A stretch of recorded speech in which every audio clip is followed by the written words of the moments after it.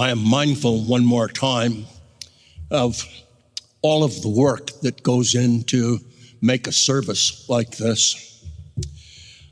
And this has been a special time for me,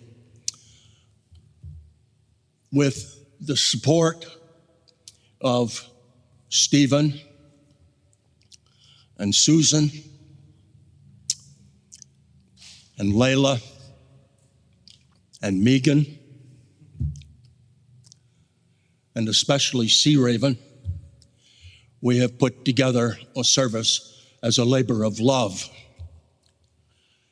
And of course, always under the watchful eye and care and support of Carl.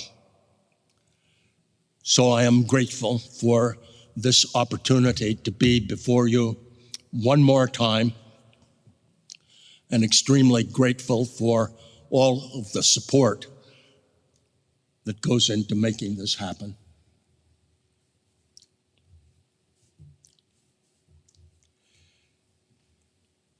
I make the assumption that the Supreme Court justices arrive for work on any given day, probably in their limousines, and probably with support from the Secret Service. And they come into a parking garage and they take the elevator up to their offices. My fantasy is that each justice might be required by law to come in the front entrance of the building, up the front steps, pausing for a full minute, and there would be somebody around to time this, looking up at the words engraved under the frieze. You know what those words are? Equal justice under law. I invite you to remember that moniker and to think of it often during this sermon. Equal justice under law.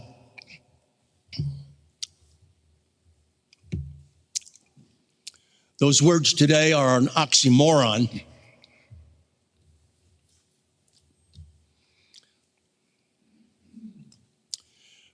But, and this is most important, they are a vision.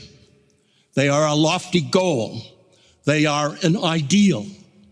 They are a poignant symbol of the very foundation of our democracy. The truth is, however, that there has never been equal justice in our nation, let alone under law.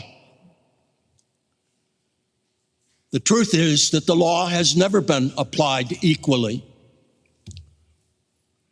and particularly with the present ruling on presidential immunity. We as a nation have played with and struggled with the great ideas of the Enlightenment, even enshrining them in our founding documents. So our Declaration of Independence proudly proclaims that all men are created equal. Jefferson's exquisite wording was beautiful and inspiring, but they are words that included only white aristocratic men, certainly excluded all women, all common citizens, especially slaves, and certainly Native Americans. So, if the originalists on our present Supreme Court want to be true to our founders, as they seem wont to do, they need to destroy the agency of most men, all women, all of the few Native Americans, most of whom live on reservations. And as good fundamentalists, they need to destroy the vision the basic human yearning for freedom to live creatively, imaginatively, with purpose and resolve to fulfill the destiny of the Commonwealth.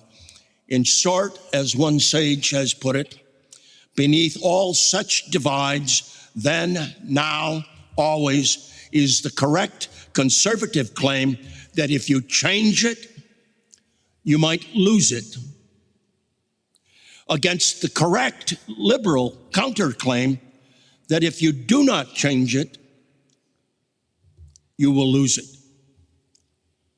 Evolution is change.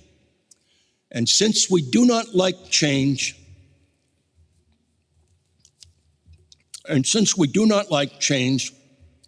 we ignore evolution, which makes us contented, complacent, and doomed. John Dominic Crossan.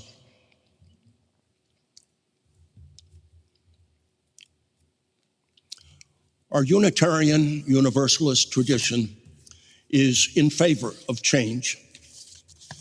Look on the back of your bulletin and read the new excerpts from the new principles of our Unitarian Universalist Association, and you will see that change is an important component of all of that. We believe in change. We believe in evolution. It's important. At the time of the writing of the Constitution, there was one very large elephant in the room, an elephant that has been present from the very beginning to one degree or another up to the very present time.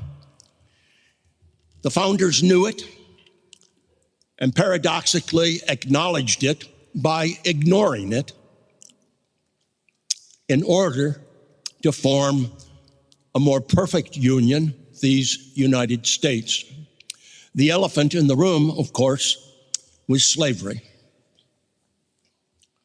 The divide between North and South, and although there had been many attempts to get the elephant out of the room, it has remained in many iterations in the form of racism right up to this very moment in time. It has not gone away.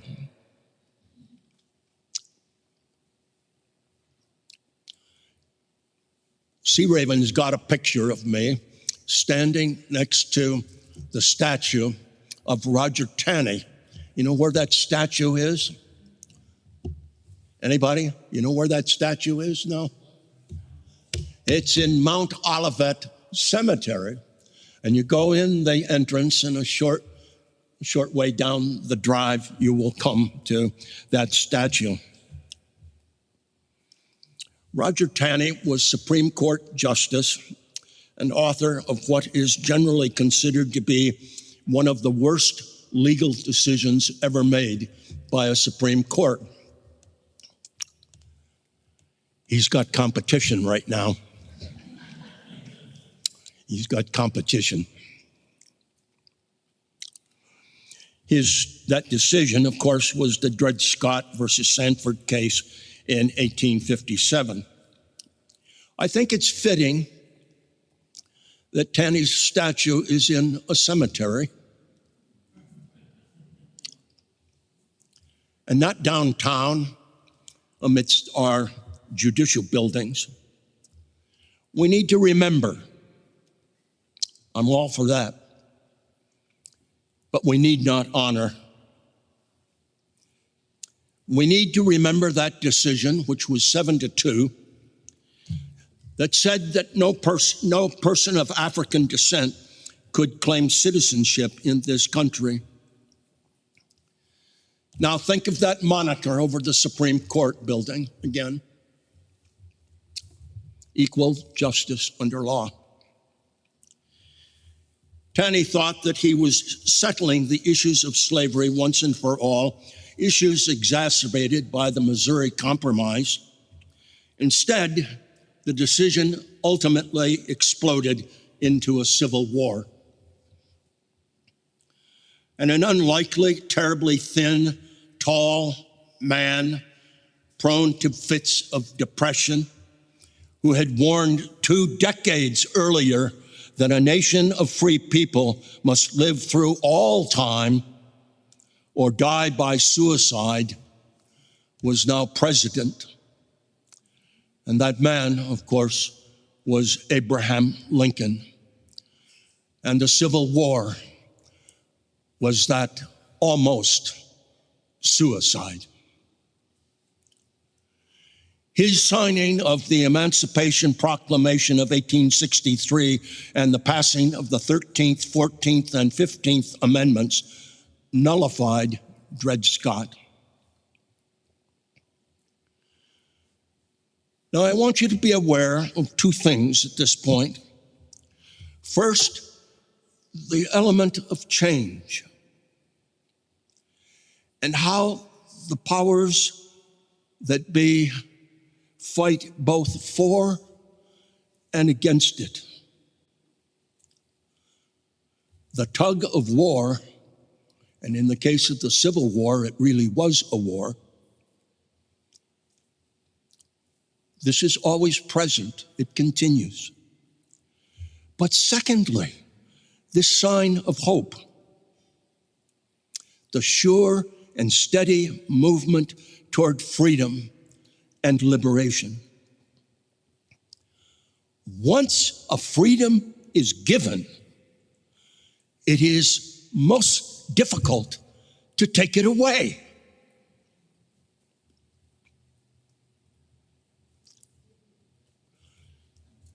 That's important. Now, we all know what happened next after the Civil War. Because, as I said, the struggle goes on. For as soon as new freedoms come into being, efforts begin to take them away. Post-Civil War, there was a short period of Reconstruction. Oh, how I wish it had succeeded. But it was overtaken pretty quickly by a new form of slavery. Jim Crow laws prevailed, lynchings intimidated, the Ku Klux Klan came into prominence, segregation laws dominated in the South, but were on display in the North. And in 1896, the Supreme Court was at it again, in Plessy versus Ferguson, declaring that separate but equal laws were to be the law of the land.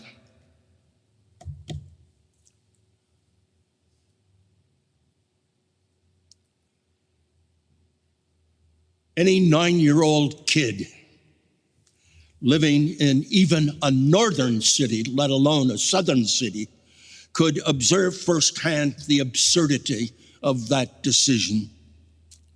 Look at the differences in housing in neighborhoods in places like Flint, Michigan, as I did as that kid. Or schools where whites had textbooks that were new in contrast to black schools that had none.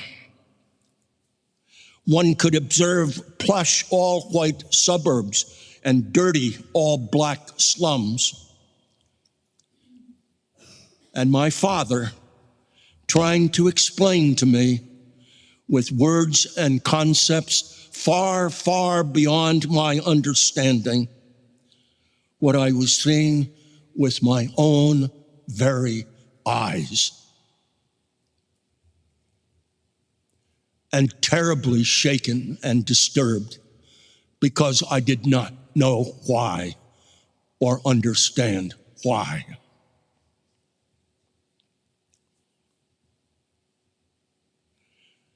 It took until 1954 and the Brown versus Board of Education ruling to nullify Plessy.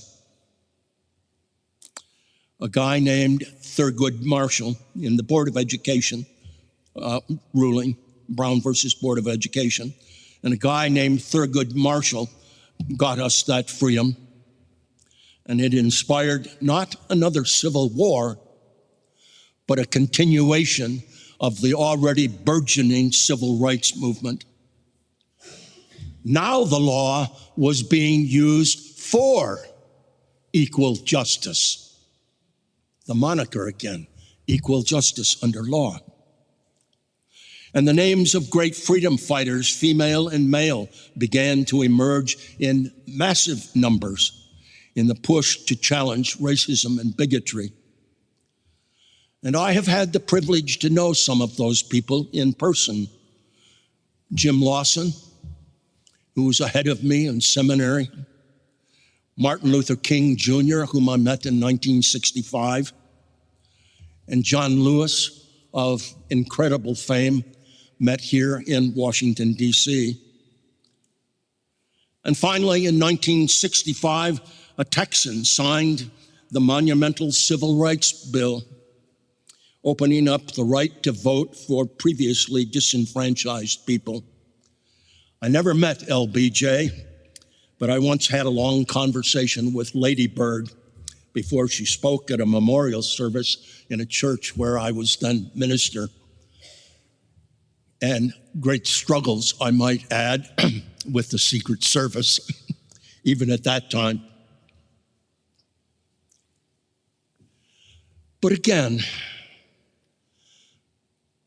listen,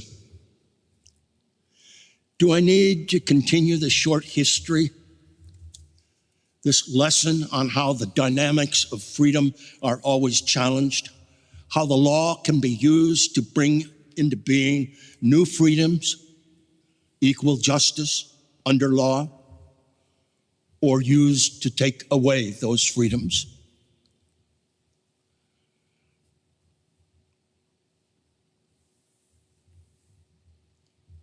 I began a few moments ago suggesting that there was an elephant in the room. And the elephant continues to be in the room in many forms, to wreak havoc, as it were, even in the John Roberts court, especially as that court chops away at voting rights, for instance. But now I want to suggest to you that there is not only the elephant in the room, but some company that has been there from the beginning. And like slavery and its offspring, that company has been around for a long, long time, particularly in the presence of our religious institutions. And like slavery and its offspring, its presence is also insidious. Its name is patriarchy. And what a team these two components make, the elephant in the room and the elephant's friend, patriarchy. They work to the same end, namely oppression and the denial of freedom. Brandon Scott, who is a friend of mine and a member of the West Star Institute, of which I am a member, and Sea Raven as well, has written a book entitled Abortion, Patriarchy and the Future of Religion. It's available from Coleridge Press, and it was written in response to the Supreme Court's Dobbs decision. And you can get it by ordering it through Amazon. The Dobbs decision was written by Justice Alito. And perhaps someday there will be a statue in his hometown after he dies, and perhaps it too will be in a cemetery.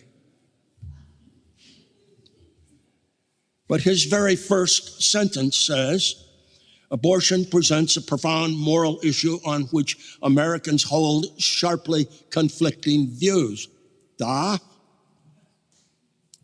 Scott claims, and I agree with him, that this is a disingenuous argument that says, in effect, the problem can't be solved.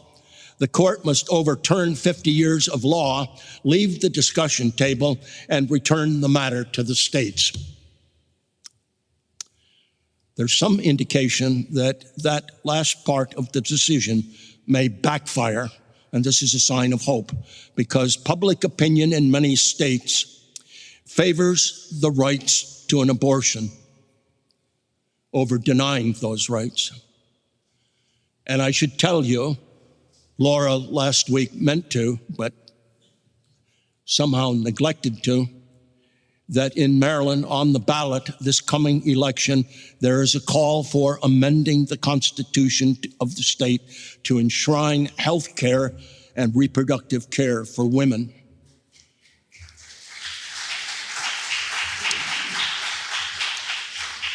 Please vote for it. Alito then proceeds to characterize the sharp conflicting views, but he distorts substantially the views of those who are in favor of reproductive care. He then turns the discussion very quickly, without explanation, into one of fetal life and completely, utterly, totally away from women. So Brandon Scott writes, for Alito, the fetus is actually an unborn human being. It is a position of the present Roman Catholic hierarchy and most evangelical Protestants, not all, but it is hardly scientifically true or even true to older Roman Catholic tradition. Augustine and Aquinas would be amazed that a fertilized egg is an unborn human being. Biologically, life is on a continuum. As two gametes become a zygote, then a newborn baby. It's a process, dude. Scott puts it this way: a fertilized egg is a potential human being, but only potentially. An acorn is potentially an oak tree, but it is not an oak tree. A pile of lumber is potentially a house, but it is not a house. At what point a fetus should be called a human being is debatable and involves choosing an admittedly arbitrary point. And it is and ought to be an ethical decision, not a legal decision. Three things are important in all of this. First, Alito ignores science. My God, this is 2024. Where do these people live? On another planet? Hopefully. Hopefully. Secondly, his church history is terrible, and he has imposed a relatively recent minority opinion upon the majority. And third, in true patriarchal fashion, the agency of women is removed altogether and completely. It is only the fetus that counts.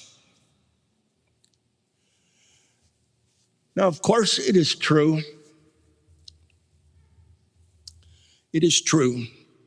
that the Roman Catholic Church hierarchy has always tried to hang on to the power of patriarchy.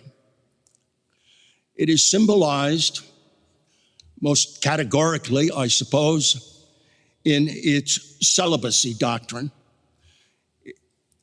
which is vastly overrated, I might say. I've never tried it, and I never will. But I do know several priests who have discovered the joys and the fun of sex. And that I can attest to. But the doctrine is an obsession with sex as it proceeds to open the door to the utter radical abuse of patriarchal power. A power that has burst full bloom onto the scene with the Dobbs decision. It is immoral. As Scott puts it, Roe versus Wade not only allowed room for compromise, It fixed moral responsibility in the right place, with each woman as a free moral agent in conversation with other interests. Dobbs completely erases her agency and focuses exclusively on the fetus's rights, which, like abortion, are not enumerated in the Constitution at all. Scott's argument, and mine, is that while the language of the court seeks to be lofty as it proclaims the right to life, sounds nice, doesn't it? It actually violates ethical norms and strips women of all of their agency, thus effectively making them a slave to the will of the state. It is, in effect, male ownership of women's bodies. It is the immorality of patriarchy. It is the intersectionality of all of America's original sins.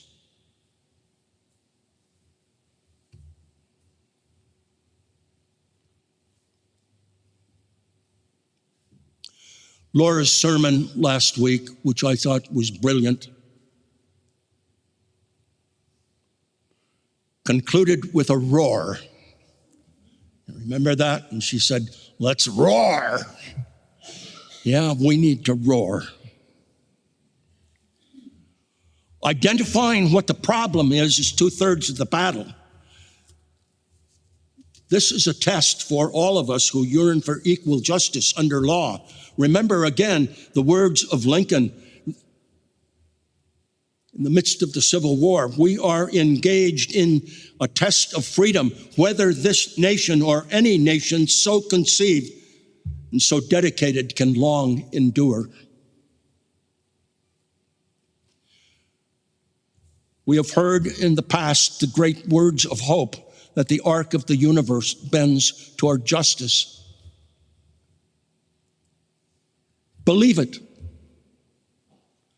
Then act upon it in big and small ways. Remember, once a right is given and experienced, it is terribly difficult to take it away. That is hope. That is hope. And I would be remiss if I didn't say, as a man, that the misogyny that masquerades under the umbrella of patriarchy is my responsibility. It is the responsibility of all men, here and everywhere, to be accountable. And finally, as Ann Applebaum of The Atlantic has suggested, if people are naturally drawn to human rights, if this is natural to our humanity, if they are naturally drawn to human rights, to democracy, to freedom, then those concepts need to be poisoned in order for them to disappear. Don't let them be poisoned. Don't let human rights, democracy, and freedom be turned back.